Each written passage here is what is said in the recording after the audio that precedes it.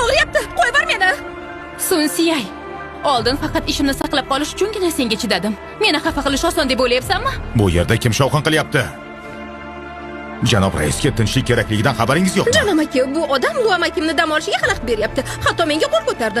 Endi haydamoqchi edim. Bosh doktor, iltimos, o'g'limni ko'zdan kechiring. Qo'li jiddiy shikastlangan. Davolovchi doktor faqat siz yordam bera olasiz deb aytdi. O'tinaman, yordam bering. Yeshanshing, bu bema'nilikni qachon to'xtatasan? Bosh doktor unga e'tibor bermang. Bu ayol yolg'on gapirishdan boshqasini bilmaydi. Diqqatingizni Luam akimga qarating. Bosh doktor, iltimos ko'zdan kechiring. O'g'lim hali juda ham kichkina. U nogiron bo'la olmaydi. Janob Luning ahvoli yaxshi.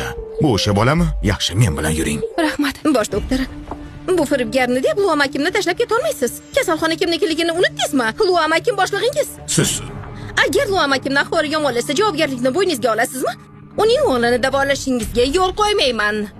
bu Yeshanshing, kimligini tushunyapsanmi o'zi? Bosh doktor o'g'lini davolashini xohlayapsanmi? Nima, u oilasida tug'ilganmi? Hoziroq uni bu yerdan olib ketinglar.